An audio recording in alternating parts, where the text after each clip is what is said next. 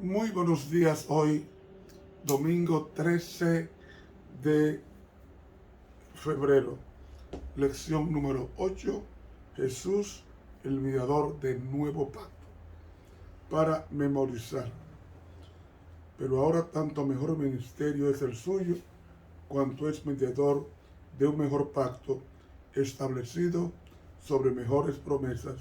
Hebreos 8:6.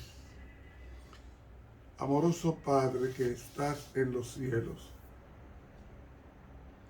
gracias porque en tu mente estaban los planes de pactar con tu iglesia.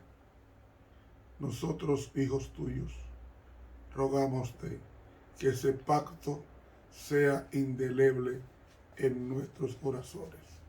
Oración presentada ante ti en el bendito nombre de Jesús.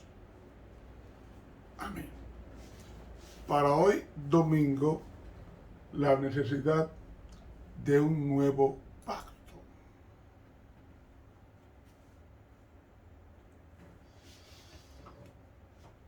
¿Qué es el pacto? Hubo un trimestre que nos explayamos en la consideración de un pacto. El pacto es eterno porque Dios forma parte de él. Ese pacto fue violado por un grupo de ángeles en el cielo. El pacto de permitir que esa ley estuviera en el corazón de los ángeles y de las criaturas. Cuando el pacto fue violado en el cielo, fue transmitido a la tierra el rebelde del pacto, es a saber, Satanás. El hombre era la imagen de la creación de Dios. Tenía que obedecer ese pacto. ¿Qué era el pacto? Los 10 mandamientos. Cuando el hombre violenta el pacto, pecando en el Edén, entonces Dios establece un pacto cruento a través de los animales que serían muertos desde Adán hasta la muerte de Cristo. Adán recibió el pacto de enemistad pondré entre ti y la mujer, entre tu simiente y la simiente suya. Este te herirá en la cabeza y tú le herirás en el calcañar. Y ese pacto pasó de Abraham, de Adán a Noé. De Noé a Abraham. De Abraham a Moisés. De Moisés a David. De David a Finees. Y luego el pacto nuevo que tenía que ver con Cristo. Se necesitaba un pacto nuevo. ¿Por qué? Vamos a leer las razones de por qué se necesitaba un pacto nuevo. Realmente la palabra nuevo debe traducirse mejor renovado. Renovado era el mismo pacto, pero ahora ratificado por la sangre de una persona y no de animales. Y pues la perfección era por el sacerdocio levítico, porque debajo de él recibió el pueblo la ley, ¿qué necesidad había aún de que se levantase otro sacerdote según el orden de Melquisedec, y que no fuese llamado según el orden de Aarón? Melquisedec era rey de Salem. La Biblia no dice que el sacerdocio sería judaico, sino levítico, porque fue él quien lo estableció de la tribu de Leví, y Moisés era de la tribu de Leví, y Aarón era de la tribu de Leví, y sus 4 hijos de la tribu de Leví. ¿Qué representaba ese pacto? Era un pacto basado en promesa. ¿Cómo me explico? No había poder en la sangre de los animales para perdonar por varias razones. Primero, el animal estaba contaminado por el pecado, aunque fuera perfecto. El sacerdote era pecador y moría. No podía ser sacerdote para siempre. Tercero, el ritual levítico era un tipo o sombra o ejemplo de lo que vendría a ser cuando Cristo muriera, que sería el Cordero de Dios que quita el pecado del mundo. De ahí que el sacerdocio, para ser valedero permanentemente, tenía que ser de otra tribu, porque la tribu de Leví era transitoria hasta que Jesús muriera. Y todos los animales que fueron muertos, todos ellos eran animales tipológicos, ilustraciones de lo que haría Cristo en el Calvario, incluyendo el santuario terrenal, el cual era una copia del celestial. ¿Me explico? Seguimos con la lectura. Pues mudado el sacerdocio, necesario es que se haga también mudanza de la ley. ¿Qué ley? Muchas religiones atribuyen esa palabra ley, nomos en el griego, a los 10 mandamientos. No. Si la ley del sacerdocio implicaba ser de la tribu de Judá, sin defecto, participar de las 7 fiestas anuales, participar del novilunio en los 12 meses, comer la sangre de la ofrenda, entrar a oficiar al lugar santo y santísimo, todo eso era transitorio, porque esas ofrendas no podían perdonar el pecado. Eran animales basados en el futuro Cordero de Dios que vendría en persona, llamado Jesús. Por eso, el sacerdote que viniera no podía ser de la tribu de Leví, sino de la tribu de Judá, y no hay en la genealogía ninguna base litúrgica para que fuera de la tribu de Judá. Entonces tenía que venir de la orden de Melquisedec, porque Melquisedec era de Jerusalén, no de Leví. Y así como no era que Melquisedec no tenía genealogía, él tenía. Lo que pasa es que como no era levítico, no se podía tomar su genealogía, pero sí tenía mamá y papá. Sí tenía, pero se estaba hablando en el aspecto funcional. Melquisedec solamente aparece una vez, en Génesis 14 y en el Salmo 110, en el Antiguo Testamento. Y Pablo cita a los Salmos y a Génesis para hablar de Melquisedec, rey de Salem. Entonces tenía que caducar, desaparecer el sacerdocio levítico en la muerte de Cristo. Ahora pregunto yo, ¿de qué tribu era Jesús? De la tribu de Judá, no de Leví. ¿Cuándo cesa el sacerdocio aarónico? Cuando Jesús muere en la cruz.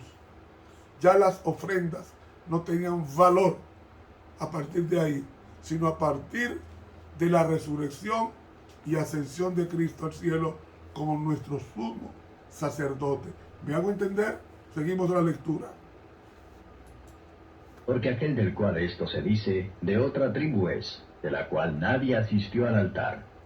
Es decir, la única tribu calificada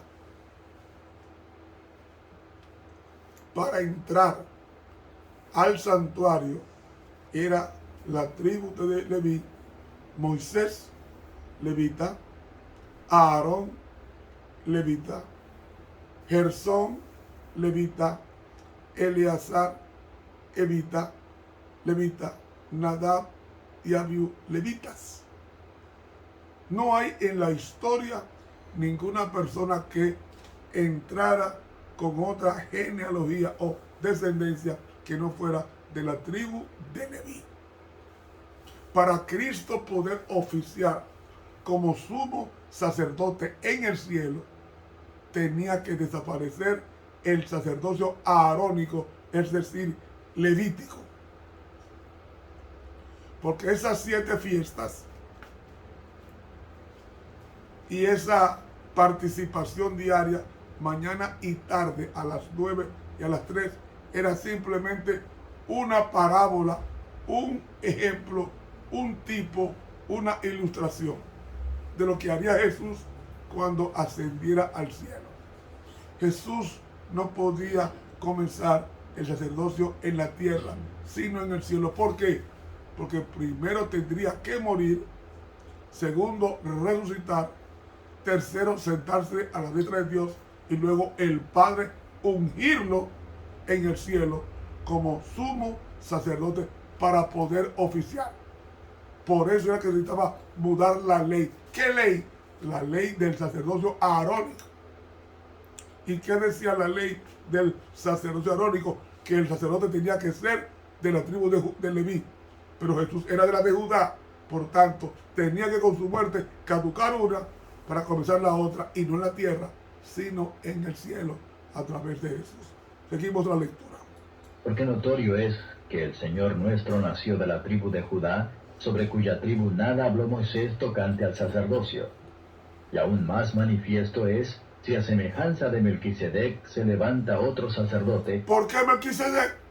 Porque Melquisedec era de Jerusalén, rey, sacerdote de Jerusalén, no de Leví. Y como dijimos en la lección de la semana pasada, Melquisedec era rey y sacerdote. Jesús es rey y sacerdote, cosa que no era ni Moisés, ni Aarón, ni sus hijos. El cual no es hecho conforme a la ley del mandamiento carnal, sino según la virtud de vida indisoluble. Es decir, para una persona oficiar como sacerdote en el santuario terrenal, tenía que venir de la genealogía de Aarón. Si no venía de ella, no podía oficiar. Pero Jesús, que no tiene genealogía aarónica, sí tenía que oficiar en el cielo, porque el aarónico caducaría con la muerte de Cristo. ¿Me están siguiendo, por favor? pues se da testimonio de él: tú eres sacerdote para siempre, según el orden de Melquisedec. ¿Por qué tenía que ser según el orden de Melquisedec? Porque tendría que ser de la tribu de Judá, y segundo, porque sería sacerdote para siempre. Yo hago una pregunta: ¿el sacerdocio de Aarón era para siempre? No, porque moría cada sacerdote. Nadab y Abiú murieron, Aarón murió, Eleazar murió, Moisés murió, todos murieron. Tenía que ser un sacerdote eterno para que fuera eficaz, y un sacerdote eterno que no moría tenía que ser Dios. Y Cristo, siendo Dios antes de venir, se humanó para ocupar el sacerdocio sucesivo de Judá cuando muriera en la cruz. ¿Por qué Jesús escogió, o el Padre escogió a Jesús de la tribu de Judá? Porque es la tribu de los reyes. Y no se conoce ningún rey de la tribu de Leví. Además, Jesús tendría que venir de acuerdo a la simiente prometida, que aunque Adán no era judío, Noé no era judío, Abraham era mesopotámico, Isaac era mesopotámico, Jacob era mesopotámico, y de Jacob vendría un hijo llamado Judá, y Judá, la simiente santa, vendría David de la tribu de Judá, y de David vendría el Mesías de Belén de Judá, porque es la tribu de los reyes. Y Jesús tendría que ser rey y sacerdote. Continuamos. El mandamiento procedente, cierto, se abroga por su flaqueza e inutilidad. Es decir, lo que estoy diciendo con esto es que ese sacerdocio era temporal, porque sus sacerdotes morían.